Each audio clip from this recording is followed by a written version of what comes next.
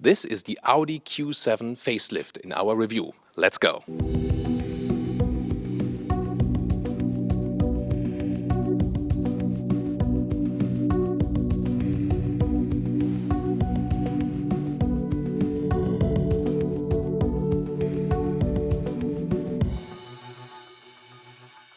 Taking a look at the front, this is, pretty remarkable because they have really facelifted this vehicle. It is closer now to the Q8, so the front grille is bigger, also has those vertical lines. This is also the sporty S-line, features some contrast in the lower end here in gray. LED is now standard headlamp, then optional matrix LED, and those ones are the optional laser lights. They do not offer it in the US. Unlike BMW does, but then with a reduced range. So they said, it doesn't make sense. So in the US you would get the matrix LED, but this one here for Europe and some other markets, the laser light, you can see that with those blue accentuations. Somewhat it has become common language to describe, when it's a laser, let's mark it in blue. Pretty interesting, isn't it? 5'06", 16'6", or 199 inches is the length of the Q7. That, of course, has not changed with the facelift, since they do not change any major chassis parts with the facelift, but they have indeed changed some technology parts. First of all, you get a base steel suspension as standard for an entry Q7, then optional an air suspension, and then there's an advanced suspension package. And this one then adds the rear axle steering, 5 degrees either across or parallel direction, then the front wheels depending on lower or higher speeds, and also with the anti-tilt control, so it works basically against the rolling effect of the car. So far that was reserved to the S models of the vehicle, now also available for the normal Q7 models. And well, those technology features work pretty well, especially for the big vehicle. The rear axle steering's pretty helpful, because it helps you when parking in and out and so on. It also makes the car a little bit more agile. The air suspension in general has a variation in niveau of about 9 centimeters, so 6 centimeters up when you're going off-road and 3 centimeters lower when you're going at higher speeds. And the latter one, the car also does automatically. 18 to 22 inch rims. And those wheels here are indeed the 22-inch wheels, the biggest one that are available, pretty massive. In the rear, you have this chrome strip all over the vehicle, and the best thing they have changed is, all you see with the lights here, interesting, this welcoming or goodbye light play when you have those top trim lights, and see also here those turning indicators. They are really very, very slim. I really wonder how that one went through regulations. Not sure if you can see that very easily when you're behind that vehicle. But overall, of course, it looks more modern than before. The main petrol engine will be a 3-liter 6-cylinder TFSI 340 horsepower.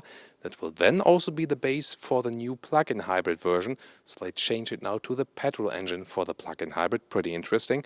All with the 8-speed automatic converter gearbox and all-wheel drive distribution, 40% front, 60% rear. It also counts for the big diesels that are available, a 3-liter TDI, then again 6-cylinder with 231 horsepower or 286 horsepower, and there will be a new SQ7, the 4-liter TDI with 435 horsepower. That was already there before, below 5 seconds then the acceleration figure to 100 kilometers or 62 miles an hour. This is the car key, but you of course also have keyless entry, and interesting here, there's an option. You have this soft close. Well, you don't have to go for it. Always extra costs. Then inside of the doors, a beautiful Alcantara insert here, also pretty soft. And also the other materials are very well processed here, and with those galvanized tops here for the window levers, and they even have a nice clicking sound. You can see something of the ambient lighting here already, which is set to blue at the moment. Different decor elements are also available, and you have also reasonable space for the inside of the doors. There are different seat forms available, 4 actually. Normal seat, comfort seat, and a sport seat with a separate head restraint. This one is the S sport seat with the integrated head restraint, so an option, so to say. Base seats would also starting with fabric if you want to avoid animal skin, and the sport seats are also available with Alcantara on the inside, so that's available. This one here, the optional full animal skin equipment. Headroom, no problem. This one here does not have the panoramic roof, So me with 1 meters 86 or 6 with 1, still plenty of headroom left.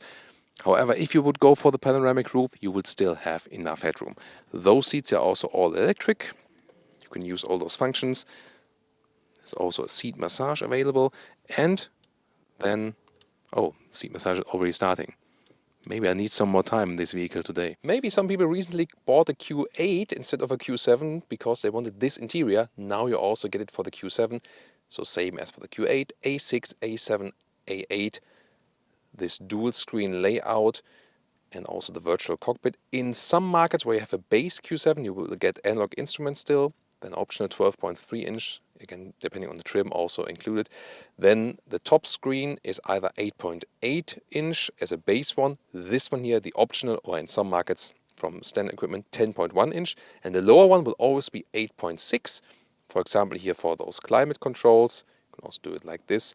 And this will then interact with the upper screen also when you take a look at the GPS. I'll soon show you more about that. Nice illuminated Quattro logo on the right side. This one here, the piano black, I think that's a matter of taste. But in general, it's a very nice processing quality. Again, everything is wrapped tightly, so it looks very clean. One of the cleanest interior in the segment. Oh, this whole infotainment unit in the top part. Again, you have this clicking effect, by the way. I would leave it like it is at the moment with a small click. There's also this option that you have to click very hardly, but I think that doesn't make any sense. You can connect either Apple CarPlay, even wireless now. Oh, at least it says here so. That's very interesting. So, and also Android Auto is also available then with the cable. And the camera system is also very interesting. If you have the highest camera trim spec, you also have this 3D view. They can really take a look at, oh, do I damage anything of those precious rims? An interesting option is the head-up display. You can see the allowed speed, the current speed, and also some GPS information if you have a route installed. And now to the rear seats. That is the thing that makes this vehicle really special, because you have ample of legroom right here. So really a lot of legroom right there. Even if you're tall, I have set the seat to my driving position. Same with headroom, plenty of that available. And you can also change the angle of the back part of the seat right here. You can sit also more upright if you like. And now the interesting part of this review, because I'll flip the seat and then it, sticks tightly here. And then, when we have already flipped the other seats that you can actually see it on camera, then on both sides you have those electric controls that you can slide up the third row. Again, the third row is an option. You do not have to go for it. And then we can flip this seat when it's all the way down, manual like this, with an hydraulic gas strut. And then you put it up and then I can actually access it. And remember, I've set this seat here in length to a position where I could still sit in the second row. The question is, can I still sit in the third row? And this will be very, very close. Very close, I can tell you. So, and now it's about raising those ones here up again. Let's see how that one plays out. Yeah, it does, I would say, exactly work. And now it's trunk time. Let's open it right here. And I have the third seating row still up. Liter figures 865 to 2050 liters. And the trunk length you would still have would be 50 centimeters in length, which is still quite decent. And then you can also access it just electrically here. So right there are some buttons, and then you can hold them, so not with just one press. You really have to hold them for each side. You can also do it simultaneously, of course. The head restraint flips in, and then you have the standard trunk length. I have put one seat still up here, so the standard trunk length would be about 120 in meters. So for a while now, some people were buying the Q8 because that one had the new interior. Now with the facelift, that's our conclusion for today, the Q7 has this updated interior, and so is basically up to date with all of the other big Audi models. As for the exterior, they trimmed it more on an SUV style, especially from the side profile, and of course this more modern front grille. Overall, I think it really works for the vehicle, and especially the great build quality on the interior that was there before, yes, but now of course with a more modern infotainment system, for example also with better voice input. The Q7 still offers a lot of space on the interior, so it's actually still a quite good package. It's not as long as, for example, the all-new X7 from BMW or the new GLS from Mercedes, but still you have some decent amount of space on the interior. That would also be the reason to go for this one and not for a Q8, which is more the sporty version of this one and not really laid out for the last seating row, which is the special unique feature of this very vehicle. Driving-wise, it will be very interesting because we now also have the additional technologies that were reserved for the S models so far with the Q7 base models, if you like that so far. And also they promise a little bit less of consumption. If that's really true, we will find out on the driving event very soon.